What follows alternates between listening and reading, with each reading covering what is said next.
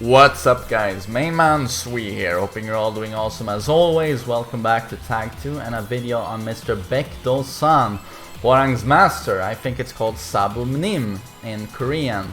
Really cool character, very unique. I think there's a slight chance we might see him in Tekken 7 through Season 3, but of course, highly skeptical. Maybe we'll get Season 3.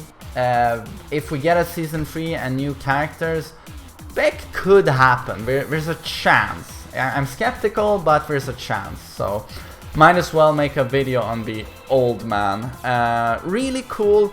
Played him a lot in Tekken 2 a million years ago, and then he kind of disappeared. People thought he was dead due to Ogre having his moveset, the fighting god who killed all of the old masters. But they brought him back because apparently there was some popularity. He has a couple of fans back.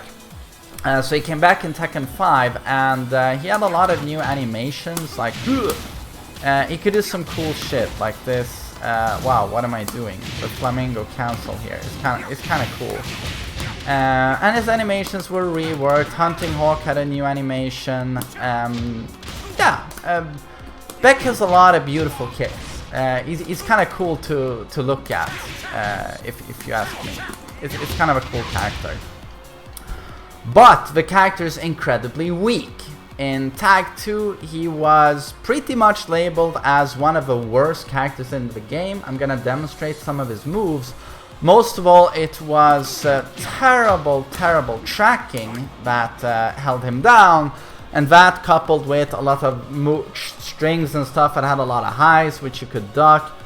It's not quite as mix-up heavy as Hwarang, where Hwarang just has an endless move list. Baek doesn't have as much options to choose from, and a lot of his stuff is just incredibly unsafe, be it a high move you can duck or just terrible frames. His homing moves are pretty lackluster, and you never really had any move that forced the opponent into negative frames, you know, on block. It just didn't happen. So a lot of problems, pretty clunky combos, especially again if you compare to Hwarang, who's always been kind of a combo monster and a damage monster. Baek just couldn't at all compete with Hwarang in this department.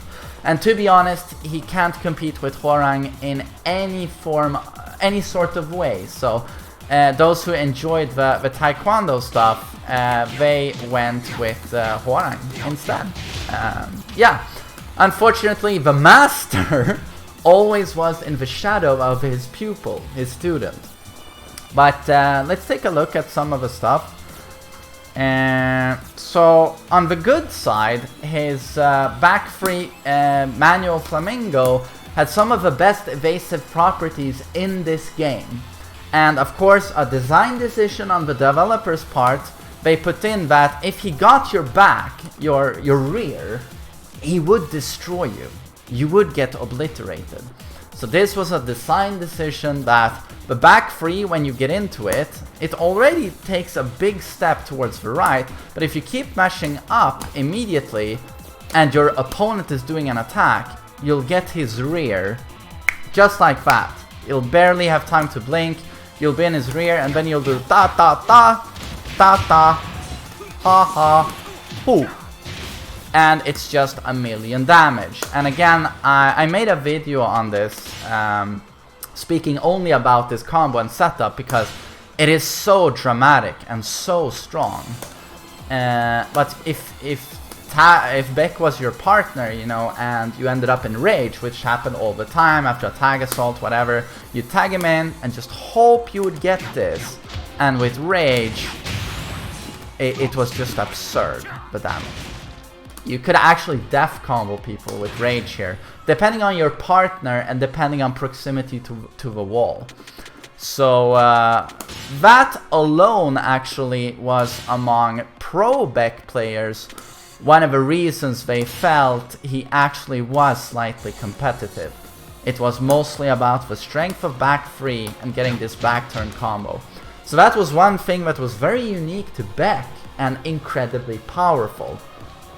And then worth mentioning that he also has the back one, you know, this super annoying evasive move that's probably annoying the shit out of you in Tekken 7 due to Hwoarang inheriting that move.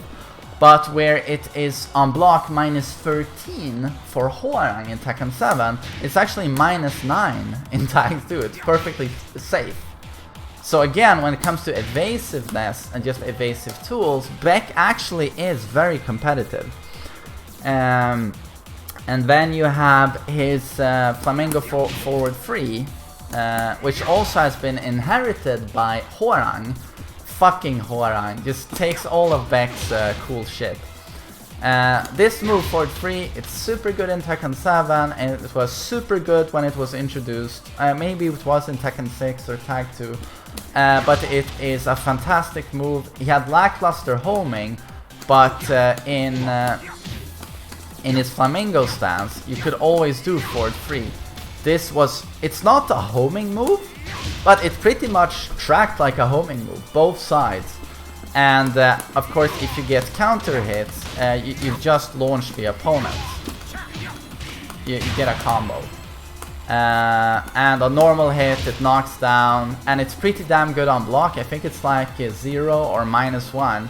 And if you got the counter hit at the wall, like holy hell, does it hurt.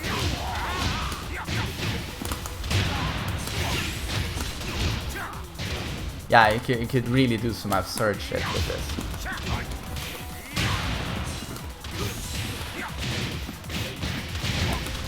So that's a very powerful tool. And then we have down forward 1 is pretty interesting. It forces crouch, as you can see, and +8 on normal hit and on counter hit. And on block, it's -1. But again, it's super steppable. But this goes for like 99% of Baek's arsenal of moves. Range isn't the best, but the frames are pretty damn good, I'm gonna say. And it does have a follow-up in down forward 1-4. This is not a natural combo. Last hit is -10. But there is some mix-up here, especially due to how delayable this is, as you can see. This is normal, and now delay. You see how much I can delay that? But of course, super steppable, but still good. His down forward 2, his 15 frame launcher, as you can see, actually has decent range. It is not too bad. And then you have down back 2. If you want range for a launcher, down back 2, as you can see, that's a launcher with quite good range. And it's a mid, but steppable and -13. And a move I really like a lot is his down forward 1 is 13 frames, but here you can actually add down forward 1 free. This is a natural combo and puts Baek at +7 in Flamingo. Then you can start doing the Flamingo stuff. So that's very good, but it doesn't jail, and what that means is that if a down forward 1 is blocked, they can duck the follow-up free, which is a high, and then obviously it's gonna hurt a lot for you. But still, this was really good. And especially, you know, his down forward 1 has got pretty okay range, as you can see. So whenever you blocked a move that was -13, this was a good punish. It does a chunk of damage and +7. And they're right at your face, you know, not a lot of pushback. So I'm gonna say that that's pretty damn good. So while that was some of the best of stuff of Baek, I'm gonna talk now about the stuff that's not so good. And pretty much, I mean, I explained at the start what held him back and made him low tier. But we can take a look at some of the moves. So his homing, this is a move he's had since Tekken 5 or 6. It didn't get added in Tag 2. In Tag 2 he got forward 4 free, which is also a homing. But forward 3-4, knockdown, wall splat, it's not very fast. And the thing is, you'd think this is safe, but it's -10. So that's not super good. And forward 4 free, it does a pretty damn huge chunk of damage. I mean, that's a lot of damage. That's a lot of damage. Oh shit, I just said that. And it's a natural combo, but the problem is that you can duck the second hit. Wait, sorry, we're gonna go back here. The second hit, it's not terribly fast, so you have pretty long time to, as it's a mid-high, duck the second hit if you block the first hit. And you can't delay the second hit at all, so you gotta commit to the whole thing. So a move that everyone thought was gonna be really good once they saw Baek in Tag 2 in like gameplay videos from Korea. People understood very quickly that this is just a very risky move. But Baek was so underused that a lot of people didn't know how to handle his stuff. But it's a perfect example of a character where you get away with a lot if you play someone who's not into this matchup, but as soon as you played a great player who knew Baek, it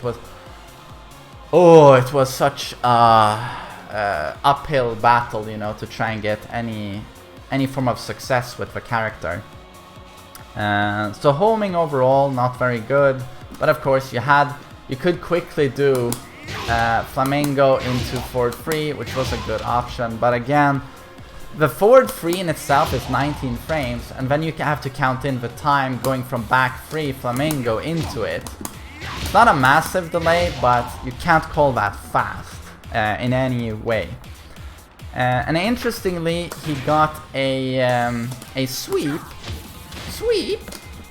down back 4. I think that's Tekken 5 already, where you can do it into this, or you can actually fully guarantee to down back 4 into while standing 4-4-4.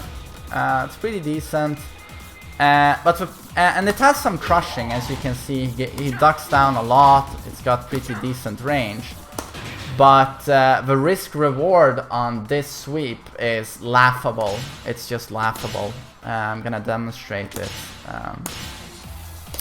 So as we saw, you can't bound from this sweep. And in no other game does it mean as much as in Tag 2 not being able to bound from what looks like a launcher. Because I don't have to remind you that in this game, due to the bound and into Tag Assault, you know, having a move being boundable means that it's Tag Assaultable. And suddenly you get a shitload of damage. So compared to other Snake Edge type moves, I mean, oh, sorry. You can't call this a good reward, 54. Then couple this with the fact that a Hell Sweep is minus 27 on block. Eddie's Snake Edge and Sebastian's Snake Edge are around like minus 23. And they're 50 times stronger than this move. This Snake Edge, you see this stagger? He's like minus 45, I think.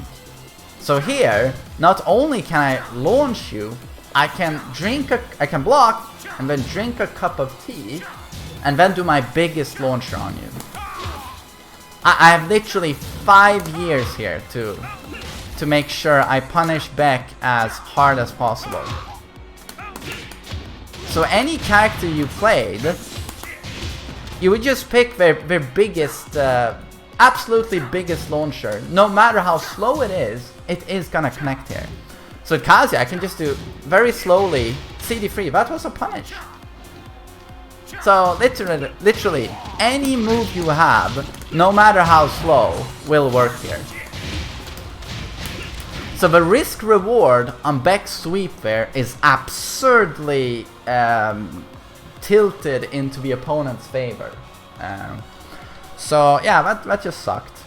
And then he got an interesting move, the down 2, which is a knockdown mid, and everyone was like, nice! Knockdown mid with some range. Baek doesn't have that sort of shit. Oh god, this is gonna be epic. Maybe it's even plus on block. You know, this is gonna be sick. And lo and behold, it's minus 10. Doesn't launch. Just knocks down. It's minus 10. And cue disappointment in the Baek camp.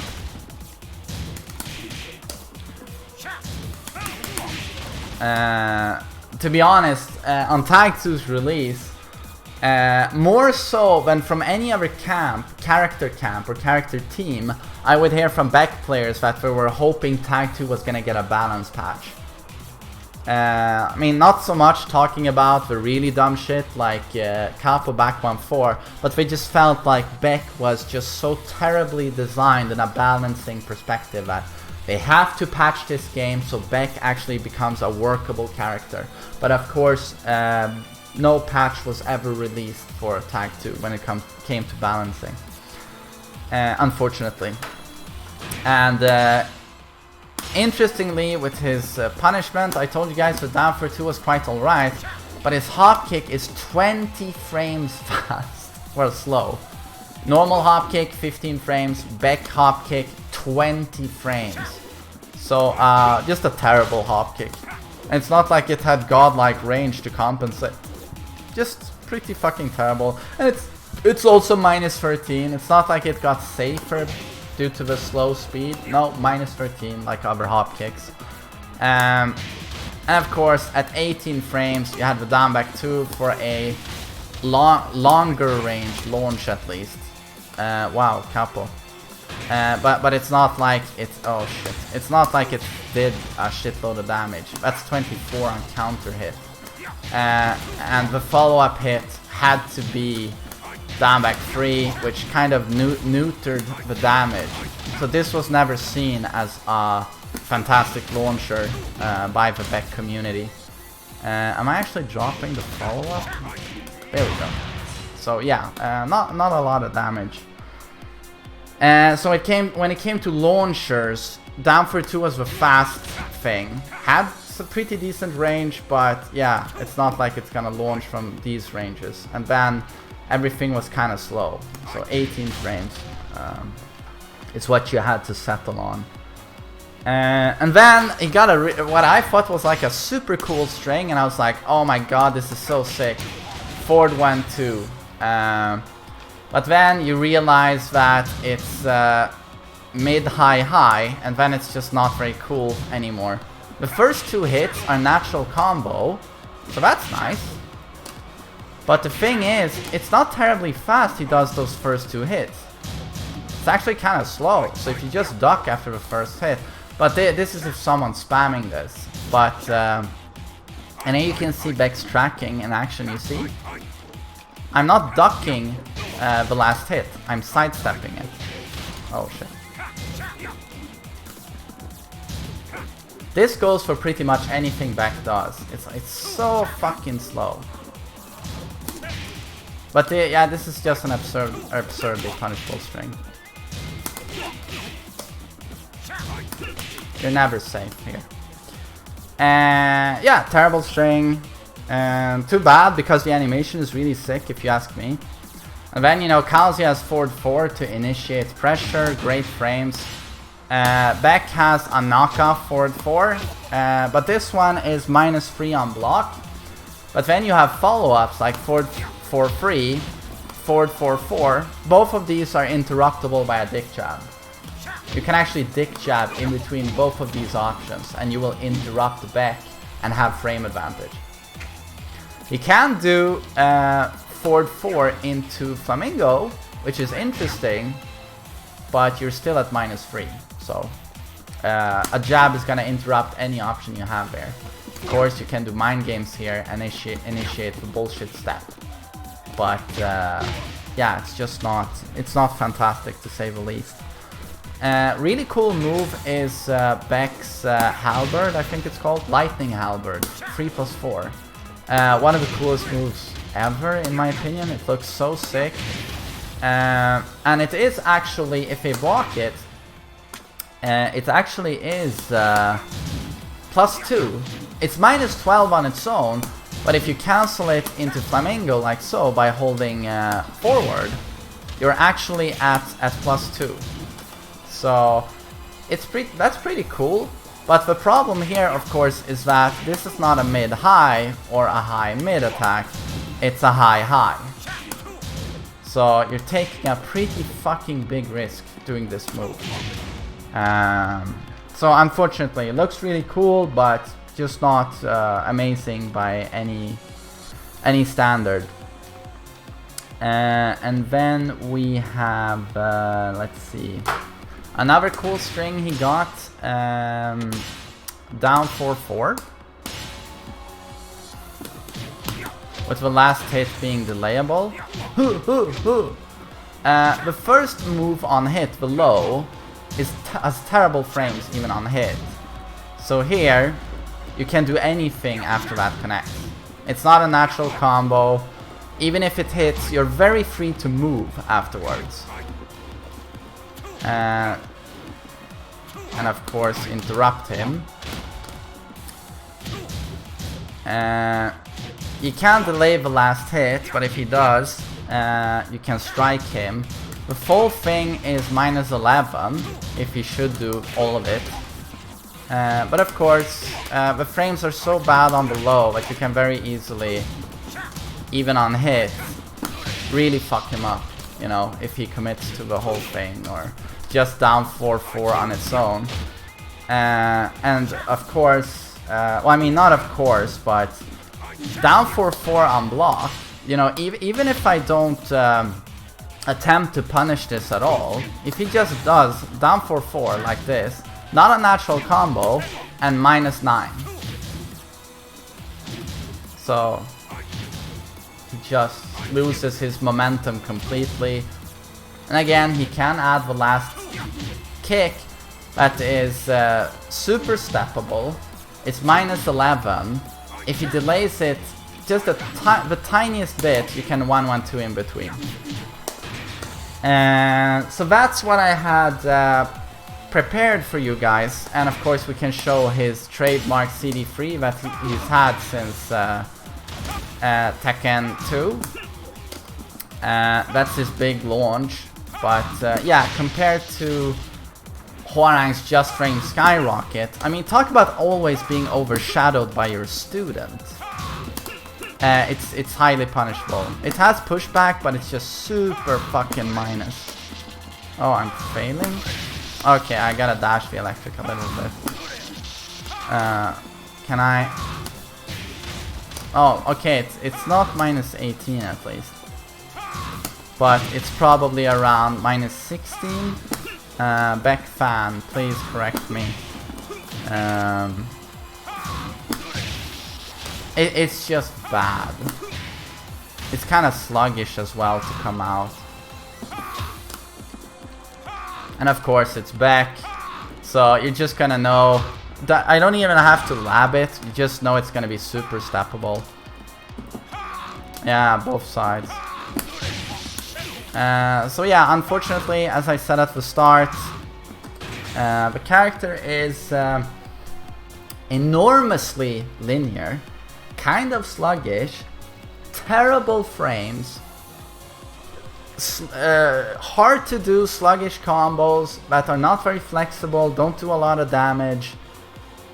Yeah, what he had was mostly his evasiveness and a couple of moves that were interesting, could serve a purpose. But yeah, it's hard to call Baek amazing. But it would be interesting to speculate a little bit how he would be in Tekken 7, or at least think about it a little bit. How would they fix this character? How not have Baek be completely overshadowed by Hwoarang? It would be interesting to see that. But I'd rather see Jinpachi or Ogre, I guess. But Baek's pretty cool. He's very unique. You gotta give him that. He's very unique. He's Baek and Hwoarang both do Taekwondo, but he definitely has his own identity compared to Hwoarang. So I hope this was a nice introduction to Baek, and I hope you have a nice day. Take care.